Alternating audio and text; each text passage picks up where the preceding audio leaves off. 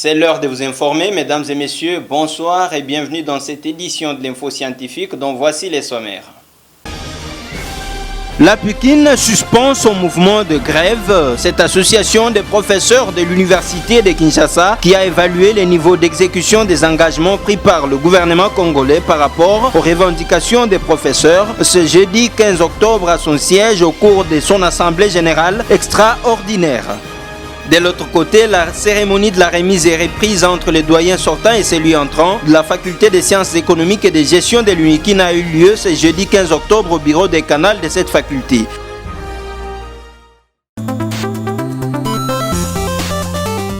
Encore une fois de plus, bonsoir. Comme je le disais au sommaire, la PUCIN entendait l'association des professeurs de l'université de Kinshasa a évalué les niveaux d'exécution des engagements pris par le gouvernement congolais par rapport aux revendications des professeurs. C'était ce jeudi 15 octobre à son siège au cours de son assemblée générale extraordinaire, à l'issue de laquelle les professeurs ont décidé ce qui suit.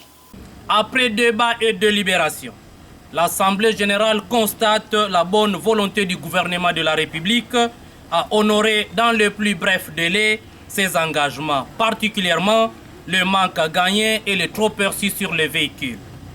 Quant à la récupération du pouvoir d'achat des professeurs, l'Assemblée générale encourage le comité exécutif à poursuivre les négociations.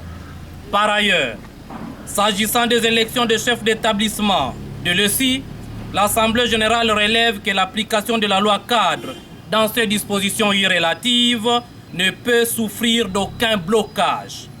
De ce qui précède, l'Assemblée générale décide de suspendre la grève. Faite à Kinshasa le 15 octobre 2020 pour le comité exécutif, professeur Bokolo Kokengo Mathieu, président, professeur Makabangoma Michel, secrétaire rapporteur, je vous remercie. Merci. La cérémonie de la remise est reprise entre les doyens sortants et celui entrant de la faculté des sciences économiques et de gestion de l'UNIKIN a eu lieu ce jeudi 15 octobre au bureau des canals de cette faculté. À cette occasion de sa prise de fonction, le professeur Émile Ngoï Kasongo a réitéré sa promesse de la mise en œuvre de son programme d'action basé sur le plan stratégique 2019-2024 de cette faculté, promouvant principalement la recherche et l'enseignement. Suivez-les. La vision première que nous avons, c'est de faire en sorte que la faculté des sciences économiques et de gestion de l'université de Kinshasa redevienne ces centres de l'excellence sur les débats économiques qui concernent l'avenir de notre pays, mais aussi la marche du monde. L'excellence devra cesser d'être une exception. L'excellence devrait devenir ici, dans ces lieux où a pris naissance l'université congolaise, en même temps que cette faculté.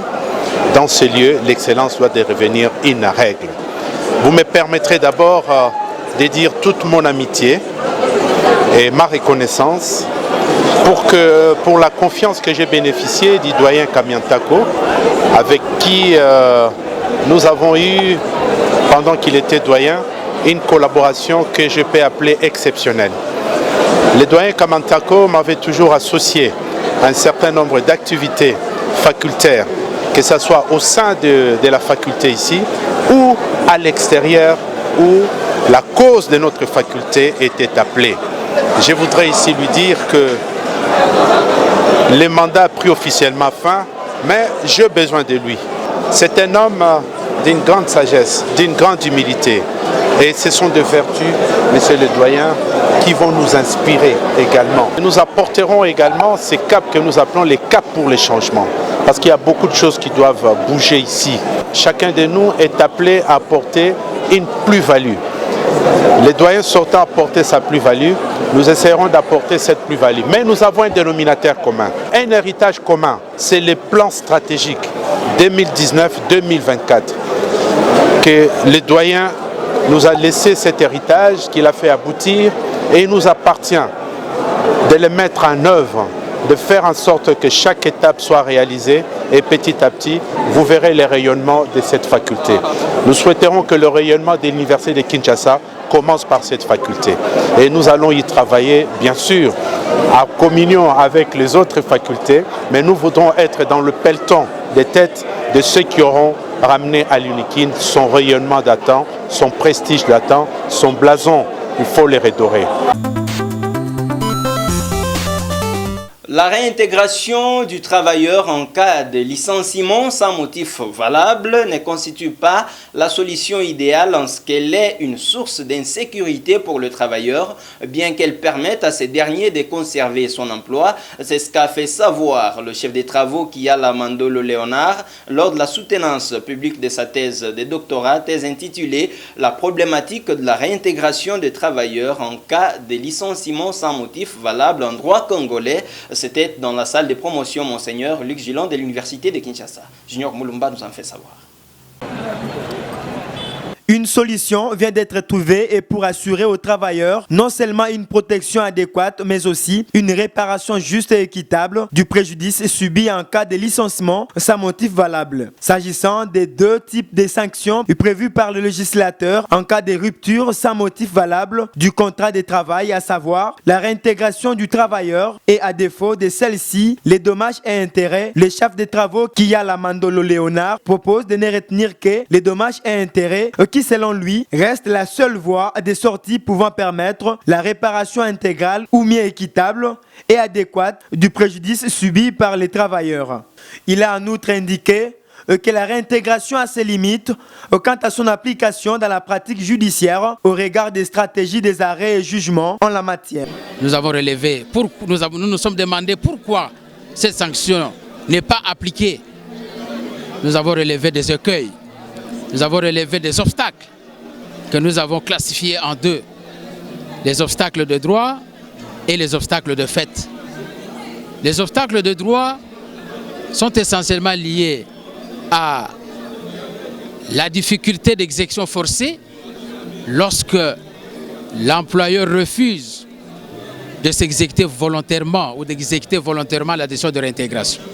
La thèse axée sur la problématique de la réintégration du travailleur en cas de licenciement sans motif valable en droit congolais, l'impétrant a été proclamé docteur à thèse avec mention la plus grande distinction. Monsieur le chef des travaux, Kiala Mandolo Léonard, a réussi avec la mention la plus grande distinction. Les insignes, diplômes et grades académiques lui ont été conférés par le secrétaire général administratif, les professeurs Godefroid Kabengele Diboué, et pour la jouissance de son grade de docteur à thèse.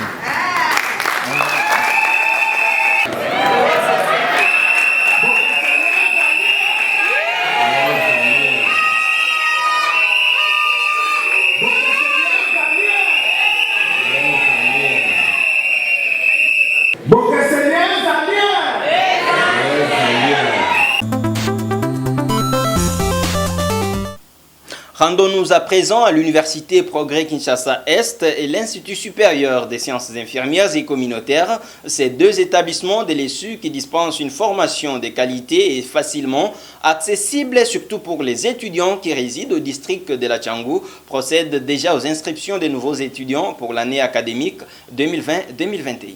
Située à l'est de la ville-province de Kinshasa, l'Université Progrès Kinshasa-Est, PUC en sigle, et l'Institut supérieur des sciences infirmières et communautaires, ISIC, deux établissements agréés par le ministère de l'Enseignement supérieur et universitaire qui offrent une formation de qualité tout en épargnant les étudiants résidant au district de la Tchangou du casse-tête des embouteillages et des transports en commun tant décriés dans ce coin de la capitale. PUC et ISIC disposent d'un cadre majestueux permettant aux apprenants de réfléchir en tout ce qui est étude des laboratoires et bibliothèques pour des recherches appropriées. Et pour se démarquer des autres, PUC dispose d'un grand patrimoine forestier servant de milieu didactique pour ses étudiants, en particulier ceux de la faculté de l'environnement.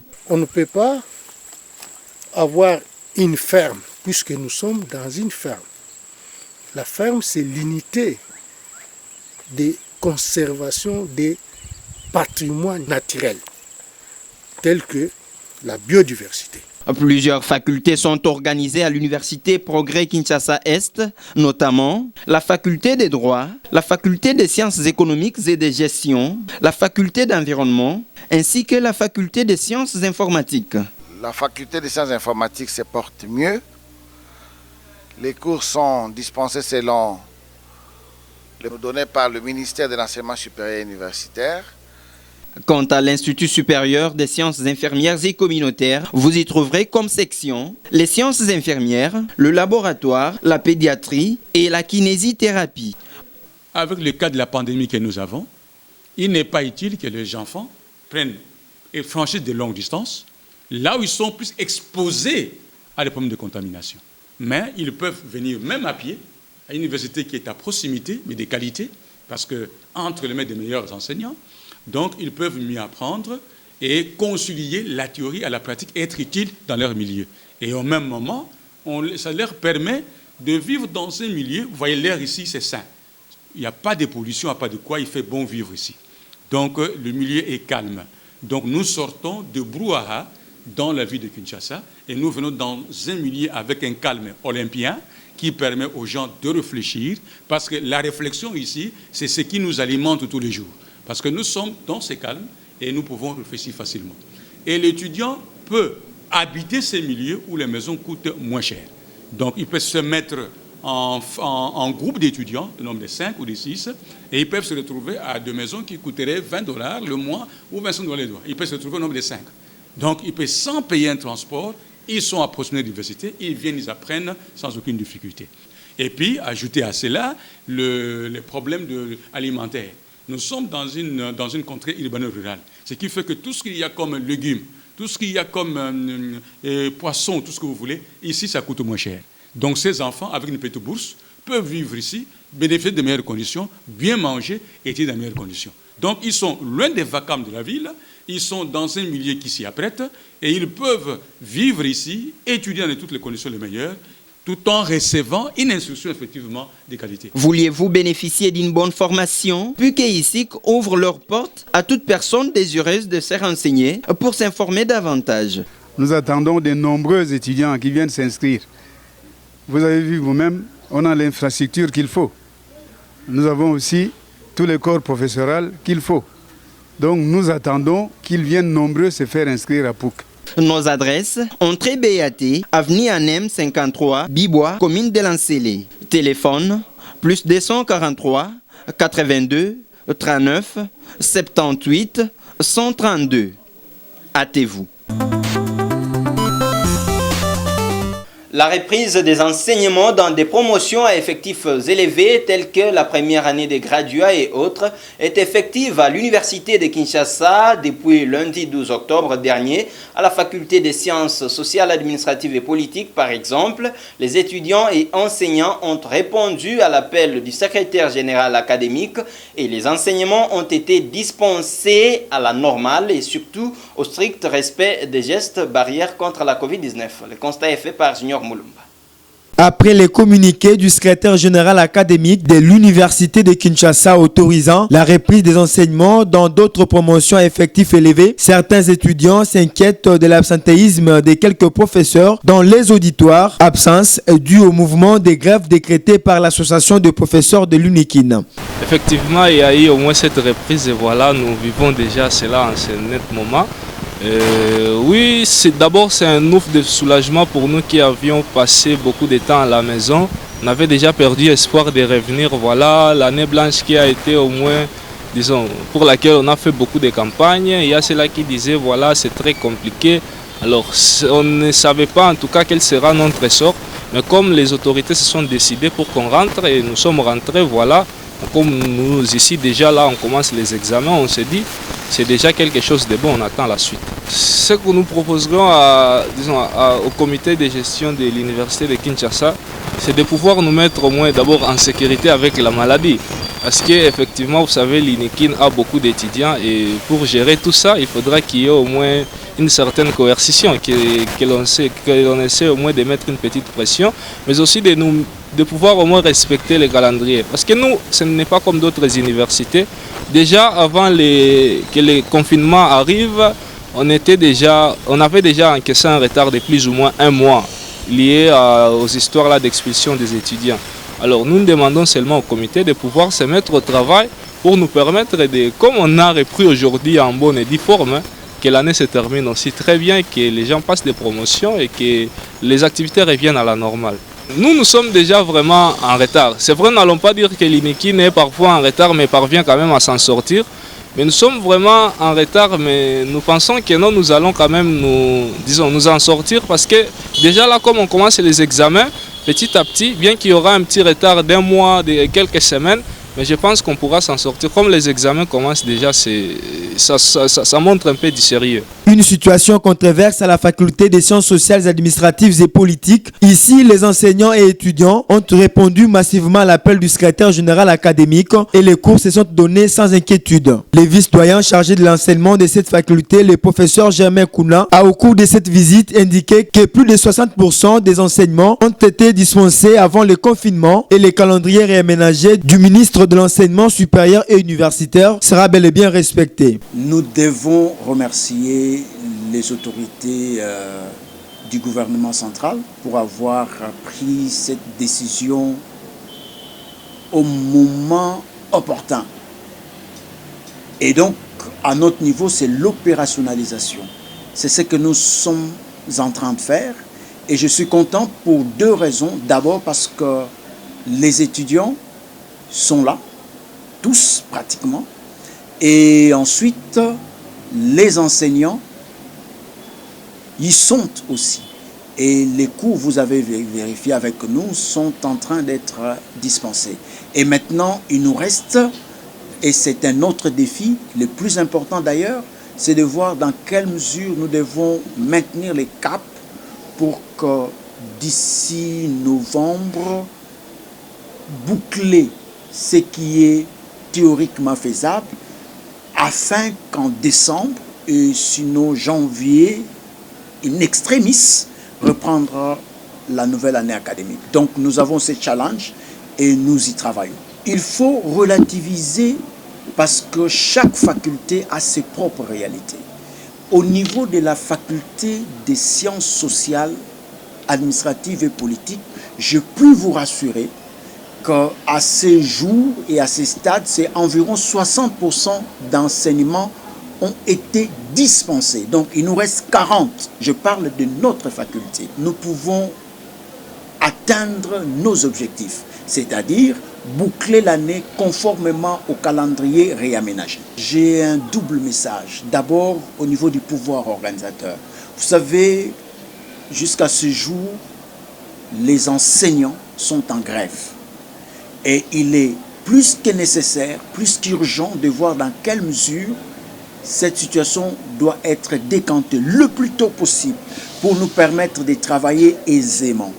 Et aux étudiants, je leur dis que le train est de nouveau en marche, beaucoup d'assiduité, beaucoup de courage, et nous allons faire l'essentiel pour que notre mission, celle de former, je dirais de mieux former la jeunesse, soit une réalité. Les étudiants sont donc invités à reprendre leur chemin. Restons dans ce même ordre d'idées pour parler de la rentrée scolaire 2020-2021 dont le go a été donné par le ministre de l'EPST Willy Bakonga le lundi 12 octobre dernier. Mais à Kinshasa, cette rentrée était timide dans certaines écoles. C'est le cas de l'EP2 Kintambo qui n'a reçu aucun élève. Le directeur de cette école pense que cela est dû à la situation socio-économique du pays qui rend de plus en plus les parents en difficulté de payer pour leurs enfants les fournitures scolaires. Hélène Bamba. Un calme total règne à l'EP2 Kintambo alors que c'est déjà la rentrée scolaire 2020-2021. Ici, la cour est vide, les salles de classe sans élèves. C'est ce qui inquiète le directeur de cette école qui pense que cela est dû à la conjoncture économique difficile que traversent les parents ne sachant comment acheter les fournitures scolaires pour une rentrée effective de leurs enfants. La rentrée a été beaucoup trop timide. Peut-être que les parents n'ont pas eu la possibilité de préparer cette rentrée scolaire pour leurs enfants. Parce qu'il faut aussi voir la conjoncture que nous traversons actuellement. La République démocratique du Congo, les politiques publiques en question, c'est le thème d'une conférence tenue à l'Université de Kinshasa par l'Association des corps scientifiques de la Faculté des sciences sociales, administratives et politiques de cet alma mater. Cette conférence visait à faire palper du doigt les étudiants, les réalités qui ont entouré les projets du parc agro-industriel de Boukangalonzo par le biais du conseiller stratégique de l'ancien Premier ministre, Augustin Matata Pogno, initiateur de ces projets. Regardez. Au cours de cette deuxième de la série des conférences-débats qu'organise l'Association des cadres scientifiques de l'UNIKIN, particulièrement sa branche de la Faculté des sciences sociales, administratives et politiques, que représente le chef des travaux Bienvenue Kobongo en tant que délégué facultaire, ensemble avec le Centre de recherche, Observatoire des sciences sociales, les échanges ont porté essentiellement sur le thème République démocratique du Congo, les politiques publiques en question, avec un sujet majeur d'actualité qui dit le parc agro-industriel de Boukangalonzo, opportunité de développement. Les participants ont été suffisamment éclairés par le professeur Jean-Baptiste Ntagoma, ancien conseiller principal en matière stratégique de l'ancien Premier ministre, Augustin Matata Pogno, initiateur de ces projets, sur les prétendus détournements des fonds alloués à celui-ci, comme l'affirment certains. À en croire ce proche de l'homme à la cravate rouge, la décision d'arrêter l'exécution du projet Boukangalonzo serait influencé par les importateurs des denrées alimentaires qui voyaient leurs intérêts menacés par cette production nationale. Le projet est en train d'avancer et comme il avance, il réduit le niveau des importations. Et les gens qui gagnent 1,5 milliard à 2 milliards de dollars par an, c'est-à-dire ils doivent trouver les moyens de faire arrêter le projet. C'est pour ça que vous voyez, premier élément, il faut une erreur à Ernest Lien en faisant fuiter les rapports provisoires, en disant que le Boukangalonzo c'est de la foutaise. Mais quand vous regardez, vous ne voyez pas que c'est trop de la foutaise. Il était sur sa marche normale. Comme vous voyez, vous avez vu qu'à plusieurs niveaux, l'État n'avait pas encore décaissé une partie de son argent qui devait servir à terminer les infrastructures pour que la machine puisse se déclencher. Boukangalonzo avait une période de mise en œuvre de 10 ans. 2016, nous sommes à la deuxième année. C'est-à-dire que le projet a encore du temps, et tant que tous les dividendes puissent sortir. C'est pour ça qu'en février 2017, le ministre des Finances va arrêter de financer le projet. Et donc de l'arrêter. La question, pour qui profite le prix. Tout au long de son exposé, ce professeur à l'Université catholique de Bukavu a démontré avec image à l'appui qu'il n'y avait pas de détournement et que ce projet devait donc reprendre pour l'intérêt de toute la population congolaise et ses besoins de développement. Il faut dire que cet échange a eu comme discutant le professeur Kamanda Patience de l'UNIKIN. C'est à l'issue d'un jeu de questions et réponses que cette journée s'est clôturée à la grande satisfaction des participants, parmi lesquels beaucoup d'étudiants en sciences politiques, les professeurs, les chefs de travaux et assistants. Ils ont été élus respectivement maire et vice-maire du plateau des résidents des professeurs de l'Université de Kinshasa pour un mandat de 2 ans. Le professeur Kalombo Lukusa et le chef des travaux Isbira Mutandi Moïse. C'était lors des élections qui avaient connu 4 candidats au poste de maire et un candidat vice-maire. Très satisfait du choix apporté en sa personne, le professeur Kalombo Lukusa promet de travailler pour l'intérêt de tous. Junior Moulumba. Ce scrutin qui a connu le concours de 4 candidats au poste de maire et un seul au poste de vice-maire avec 197 votants s'est soldé par la victoire légitime du professeur Kalombo Lukusa et du chef des travaux Isebira Mutandi Moïse, élus respectivement maire et vice-maire du plateau des résidents des professeurs de l'Université de Kinshasa pour un mandat de 2 ans. Ce nouveau comité fera face à plusieurs problèmes auxquels est confronté ce quartier élitiste listes, notamment l'insécurité, la pénurie en eau et la lutte contre les érosions qui naissent ça et là et qui troublent la libre circulation des résidents. Le professeur Kalombolo Koussa, nouveau maire élu, a déjà une idée du défi qui l'attend. Il y a un défi énorme. On peut être élu aujourd'hui, mais il y a un défi énorme. Et je l'ai dit dans mon discours de campagne que mon vœu, c'est un vœu de vérité. Et je promis de ne pas faire de discours comme peut-être des politiciens, non. C'est un vœu de vérité. Je promis de me mettre au travail parce qu'il y a des besoins énormes pour ce plateau de professeurs. Avec un peu de volonté, les concours de ce résident, eh bien, nous allons redonner à ce plateau sa robe d'antan. C'est ce que nous voulons parce que c'est quand même un endroit, une colline où les professeurs réfléchissent. Et ça ne devait pas être un endroit où nous voyons tout ce que nous constatons ici, où les professeurs sont même agressés dans leur propre camp. Ce n'est pas intéressant. On constate une porosité d'entrée ici, ce n'est pas intéressant. Et toutes ces questions-là, nous les mettrons sur la table après avoir fait un état de lieu et réfléchir sur deux éventuelles solutions. Vous savez, je suis jeune, eh bien, ce prof-là qui m'ont donné la confiance m'ont vu et il faut que je laisse les traces. Parce que si je ne laisse pas les traces, eh bien, tout mon futur est pratiquement compromis et je ne voudrais pas. Le bon travail fera revêtir au plateau des professeurs sa robe d'antan.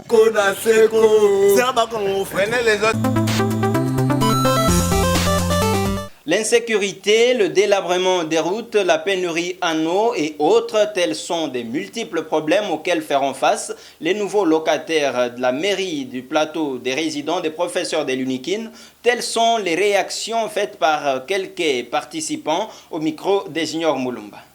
Je suis venu voter effectivement utile parce que les attentes, c'est que le plateau doit quand même porter sa belle robe d'antan. Hein. Il y a beaucoup à faire. Et nous pensons que ceux qui sont partis, ils ont fait ce qu'ils ont fait. C'est passé, ceux qui viennent, évidemment, nous attendons d'eux qu'ils fassent beaucoup mieux. Il y a beaucoup à faire. Il y a des endroits où il faut colmater, les routes qui sont cassées. Il y a des endroits où c'est rongé pratiquement par des érosions. C'est vrai que les moyens vont causer problème, mais d'abord la volonté, c'est ce qui importe. La volonté de bien faire les choses. Le savoir-faire et le savoir-être, c'est ce que nous attendons de cette nouvelle équipe. Dans ce journal, un communiqué provenant de l'ISG Kinshasa à l'intention des finalistes des premiers et deuxième cycles. Communiqué. Le secrétaire général académique de l'Institut supérieur de gestion de Kinshasa informe aux finalistes que la période de défense des TFC et mémoire va bientôt se terminer et que la collation interviendra incessamment. À cet effet, les étudiants qui ne défendront pas seront contraints de revenir l'année prochaine car la fin de cette année académique coïncide avec la rentrée de l'année prochaine selon le calendrier réaménagé par son Excellence Monsieur le ministre de l'ESU. Chef des travaux Diampa Sissamba Zebede, doctorant en économie. C'est la fin de ce journal, mais avant de nous quitter, les rappels des titres. La PUKIN suspend son mouvement de grève. Cette association des professeurs de l'université de Kinshasa qui a évalué les niveaux d'exécution des engagements pris par le gouvernement congolais par rapport aux revendications des professeurs ce jeudi 15 octobre à son siège au cours de son assemblée générale extraordinaire. De l'autre côté, la cérémonie de la remise est reprise entre les doyens sortants et celui entrant de la faculté des sciences économiques et de gestion de l'UNIKIN a eu lieu ce jeudi 15 octobre au bureau des canals de cette faculté.